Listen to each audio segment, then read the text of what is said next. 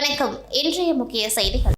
இந்திய roller skating கூட்டமைப்பு மற்றும் பாண்டிச்சேரி ரோலர் ஸ்கேட்டிங் சங்கம் நடத்தும் 13வது ஸ்பீட் ரேங்கிங் சாம்பியன்ஷிப் 2026 ஸ்கேட்டிங் போட்டி லாஸ்பேட்டை பகுதியில் உள்ள ஸ்கேட்டிங் மைதானத்தில் நடைபெற்றது. இதன் தொடக்க விழாவில் லட்சிய ஜனநாயக கட்சியின் தலைவர் ஜோஸ் சார்லஸ் மார்டின் தனது மனைவி சிந்து ஸ்ரீ சார்லஸ் மற்றும் மகளுடன் பங்கேற்று மாணவ மாணவிகளுக்கு வாழ்த்துக்களை தெரிவித்தார். தொடர்ந்து ஸ்கேட்டிங் பயிலும் மாணவ மாணவிகளின் பயிற்சி மற்றும் முன்னேற்றத்திற்காக மார்டின் அறக்கட்டளை சார்பில் 2 லட்சம் ரூபாய் நன்கொடை வழங்கப்பட்டது. அதற்கான காசோலையை பாண்டிச்சேரி ரோலர் ஸ்கேட்டிங் சங்க நிறுவனர் திரு வெங்கட மற்றும் தலைவர் பழனி ஆகியோரிடம் லட்சிய ஜனநாயக கட்சி தலைவர் ஜோஸ் சார்லஸ் மார்டின் வழங்கினார்.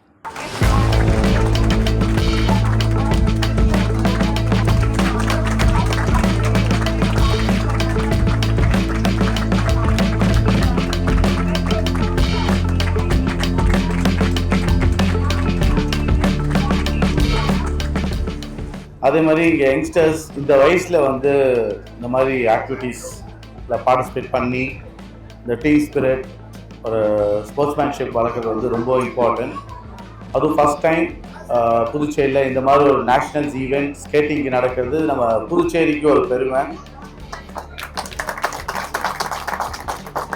இந்த மாதிரி நிறைய டோர்னமெண்ட்ஸ் இந்த மாதிரி நடந்தால் தான் நம்மளோட எக்கானமியாக இருக்கட்டும், ஓவரால் டெவலப்மெண்ட்டுக்கு ரொம்ப யூஸ்ஃபுல்லாக இருக்கும். ஸோ அதுக்காக திரு அகர்வால் சார் இந்த ஈவெண்ட்டை இங்கே கண்டக்ட் பண்ணணும்னு நினச்சதுக்கு I would like to thank you for that and is associates for selecting Puducherry as the destination for the national events. So இந்த ஈவெண்ட் ஐ திங்க் 4 நாள் நடக்கிறதுனால, ஸோ இந்த ஒரு மழைனால இதை நிப்பாட்டிடாமல் அனைவரும் ஃபுல் எனர்ஜியோட எந்தூசியாசமோட இந்த மிகப்பெரிய சக்ஸஸாக இந்த ஈவெண்ட்டை கொண்டு வந்து நம்ம புதுவை மக்கள், புதுவை ஸ்டூடெண்ட்ஸ் அதிக ப்ரைஸ் வின் பண்ணணும்னு பிரார்த்திக்கிறேன்.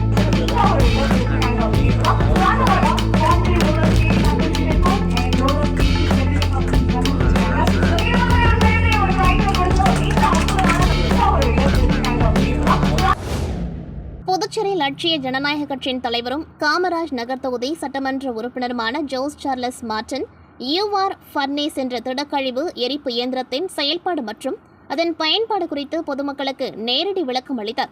இந்த இயந்திரம் எரிபொருள் அல்லது மின்சாரம் எதுவும் இன்றி மற்றும் சைக்ளோன் ஏர்ஃப்ளோ தொழில்நுட்பங்களை பயன்படுத்தி ஸ்டெயின்லெஸ் ஸ்டீல் பேரலுக்குள் திடக்கழிவுகளை திறம்பட எரித்து அகற்றும் நவீன அமைப்பாகும்.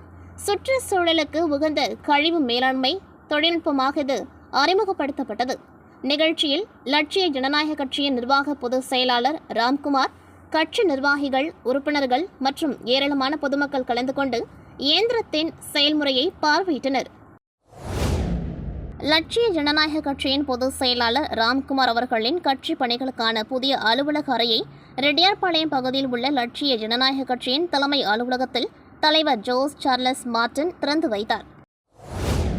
எதிர்க்கட்சித் தலைவர் ராஜன் தலைமையில் திமுக எம்எல்ஏக்கள் செந்தில்குமார், செந்தில், விக்னேஷ் கண்ணன், கார்த்திகேயன் ஆகியோர் லோக்நிவாசல் துணைநிலை ஆளுநர் கைலாஸ்நாதனை இன்று சந்தித்தனர்.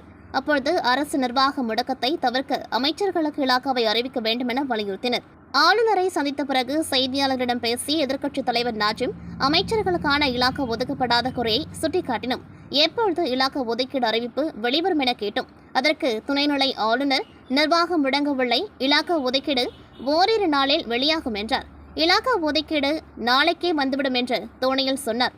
ஓரிரு நாட்கள் காத்திருப்போம், போராட வேண்டிய அவசியம் இருக்காது என நினைக்கின்றோம். மக்கள் மீதான அக்கறை காரணமாக முதல்வரிடம் கேட்டபொழுது அதை ஆளுநரிடம் தந்துவிட்டதால் இங்கு கேட்டோம். முதல்வரும் ஆளுநரும் நிர்வாகம் முடங்கவில்லை என்றனர். ஆனால் நிர்வாகம் முடங்கிவிட்டதால் கேட்டோம். இலாக்கா அனுமதி தராத காரணத்தை ஆளுநர் சொல்லவில்லை. அழுத்தம் தந்துள்ளோம். ஆளுநர் சொன்ன வார்த்தையை நம்புகின்றோம் என்றார். புதுச்சேரியில் கடந்த சட்டசபை தேர்தலின் போது தேர்தல் நடத்தும் அலுவலர்கள், உதவி தேர்தல் நடத்தும் அலுவலர்கள், ஓட்டுச்சாவடி மேற்பார்வையாளர்கள் மற்றும் போலீசாரின் ரோந்து பணிக்காக சுமார் 400 கார்கள் தனியார் டிராவல்ஸ் மூலம் வாடகைக்கு அமர்த்தப்பட்டு பயன்படுத்தப்பட்டன. 12 மணி நேரத்திற்கு ரூபாய் 2600 வாடகை நிர்ணயிக்கப்பட்டு ஒவ்வொரு காருக்கும் ரூபாய் 10,000 முன்பணமாக வழங்கப்பட்டிருந்தது. தேர்தல் முடிந்த 15 நாட்களுக்குள் முழு வாடகை தொகையும் வழங்கப்படும் என உறுதி அளிக்கப்பட்டிருந்ததாக கூறப்படுகின்றது. ஆனால் மொத்தம் 22 நாட்கள் பணியில் ஈடுபட்ட கார்களுக்கான மீதமுள்ள வாடகை தொகை தேர்தல் முடிந்த 4 மாதங்களாகியும் வழங்கப்படாததால் பாதிக்கப்பட்ட கார் உரிமையாளர்கள் மற்றும் ஓட்டுநர்கள் தேர்தல் துறை அலுவலகம் முன்பு திடீர் முற்றுகை போராட்டத்தில் ஈடுபட்டனர். இதுகுறித்து தகவல் அறிந்த உதவி தேர்தல் நடத்தும் அதிகாரி தில்லைவேல் மற்றும் ரெட்டியார்பாளையம் போலீசார் போராட்டக்காரர்களுடன் பேச்சுவார்த்தை நடத்தினர். அப்பொழுது 1 வாரத்திற்குள் நிலுவை வாடகை தொகை வழங்க நடவடிக்கை எடுக்கப்படும் என அதிகாரிகள் உறுதியளித்ததை தொடர்ந்து கார் உரிமையாளர்கள் மற்றும் ஓட்டுநர்கள் போராட்டத்தை கைவிட்டு கலைந்து சென்றனர். உழவர்கரை அரசு மேல்நிலைப்பள்ளி அருகே வாலிபர் ஒருவர் கஞ்சா விற்பதாக ரெட்டியார்பாளையம் போலீசாருக்கு தகவல் வந்தது. இதையடுத்து சப் இன்ஸ்பெக்டர் கலையரசன் மற்றும் போலீசார் அங்கு விரைந்து சென்று சந்தேகப்படும்படி ஸ்கூட்டரில் நின்றிருந்த வாலிபரை பிடித்து விசாரித்தனர்.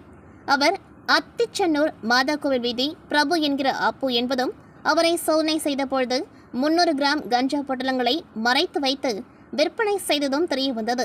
இதுகுறித்து போலீசார் வழக்கு பதிந்து பிரபுவை கைது செய்தனர். அவரிடம் இருந்த கஞ்சா பொட்டலங்கள், ஒரு ஸ்கூட்டர், மொபைல் ஆகியவற்றை பறிமுதல் செய்தனர். அவரை கோர்ட்டில் ஆஜர்படுத்தி காலப்பட்டு சிறையில் அடைத்தனர். புதுச்சேரி மாநிலம் வில்லியனூர் சட்டமன்ற தொகுதிக்குட்பட்ட தட்டாஞ்சாவடி மற்றும் ஜிஎன் பாளையம்பேட் பகுதிகளில் நீண்ட நாட்களாக நிலவி வந்த குறைந்த மின்னழுத்த பிரச்சினையை தீர்க்க நடவடிக்கை எடுக்குமாறு பகுதி பொதுமக்கள் வில்லியனூர் சட்டமன்ற உறுப்பினரிடம் கோரிக்கை விடுத்தனர்.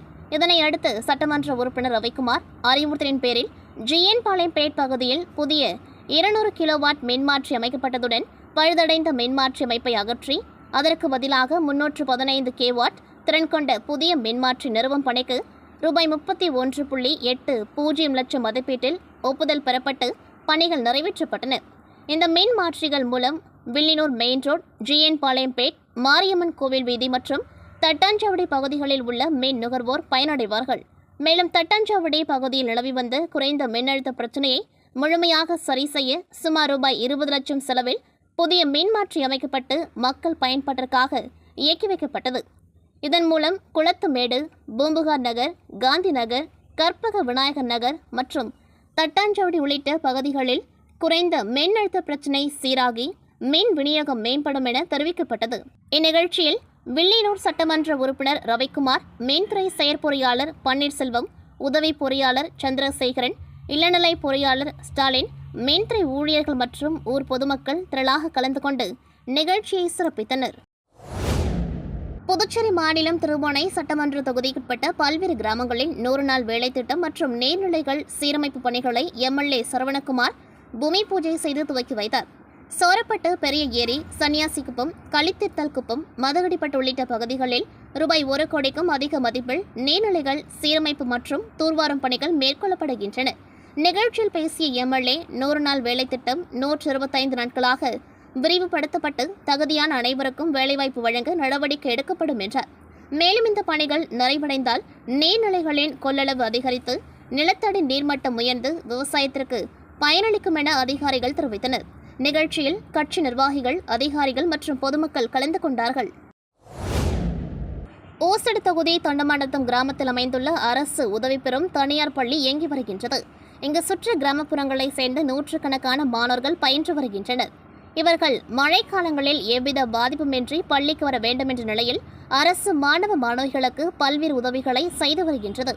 அதன் ஒரு பகுதியாக அரசின் மூலம் வழங்கப்படும் ரெயின்கோட்டினை சட்டமன்ற உறுப்பினர் கார்த்திகேயன் வழங்கினார். அப்பொழுது மாணவர்கள் மத்தியில் பேசியவர், அரசு வழங்கும் நலத்திட்ட உதவி பொருட்களை முழுமையாக பயன்படுத்திக் கொண்டு கல்வியில் முழு கவனம் செலுத்த வேண்டும். சிறந்த கல்வியை நிலையான மற்றும் தரமான எதிர்காலத்தை உருவாக்கும். எனவே விடாமுயற்சியுடன் கல்வி கற்று வாழ்க்கையில் உயர்ந்த நிலையை அடைய வேண்டும் என்று அறிவுறுத்தினார். இந்த நிகழ்ச்சியில் பள்ளியின் தலைமை ஆசிரியர்கள் மற்றும் கட்சி பிரமுகர்கள், ஊர் பொதுமக்கள் திரளாக கலந்து கொண்டார்கள். புதுச்சேரி உருளையன்பேட்டை தொகுதிக்குட்பட்ட கோவிந்த சாலை பகுதியில் உள்ள ஸ்ரீதேவி அஷ்டலட்சுமி முடக்கு மாரியம்மன் திருக்கோவிலில் ஆடி மாத பிரம்மோற்சவ விழாவை முன்னிட்டு ஆடி மாதம் 3ஆம் வெள்ளிக்கிழமை ஒட்டி நடைபெற்ற திருத்தேரோட்டம் பக்தி பரவசத்துடன் சிறப்பாக நடைபெற்றது. விழாவில் உருளையன்பேட்டை தொகுதி சட்டமன்ற உறுப்பினர் நேரு வழிகாட்டுதலின்படி நேய மக்கள் கழக பொதுச் செயலாளர் விநாயகம், முத்திரத்தின் அரங்கப்பள்ளி தாளாளர் கராத்தே சுந்தர்ராஜ், மனிதநேய மக்கள் சேவை இயக்க இளைஞரணி தலைவர் ரகு, தொழிலதிபர் ரஞ்சித்குமார் உள்ளிட்டோர் கலந்து கொண்டு அம்மனை தரிசித்து வழிபட்டனர். மேலும் கோவில் நிர்வாகிகள், பகுதி முக்கிய பிரமுகர்கள், நேய மக்கள் கழக நிர்வாகிகள், மகளிர், இளைஞர்கள் மற்றும் ஏராளமான பக்தர்கள் திரளாக பங்கேற்று தேரை வடம் பிடித்தெழுத்து அம்மனின் அருளை பெற்றனர். புதுச்சேரி தட்டாஞ்சாவடி தொகுதி வினோப நகரை சேர்ந்த போன் பாபா ழீரோ இருதயநாதன் மாவட்ட ஆட்சியர் குலோத்துங்கனை சந்தித்து கோரிக்கை மனு அளித்தார். அந்த மனுவில் தனக்கு சொந்தமான குடிசை வீட்டை மனிதாபிமான அடிப்படையில் லாரன்ஸ் மரி என்பவருக்கு தற்காலிகமாக தங்குவதற்காக வழங்கியதாகவும் அப்பொழுது மீன் மற்றும் குடிநீர் இணைப்பு இல்லை என்றும் தெரிவித்துள்ளார். பின்னர் புனித தலங்களுக்கு சென்ற நிலையில் திரும்பி வந்தபோது தனது அனுமதியோ ஆவணங்களோ இன்றி லாரன்ஸ் மரி பெயரில் புதிய மின் இணைப்பு வழங்கப்பட்டிருப்பதை அறிந்ததாகவும் இதுகுறித்து கேட்டபொழுது தன்னை தாக்கி காயப்படுத்தியதாகவும் மனுவில் குறிப்பிட்டுள்ளார்.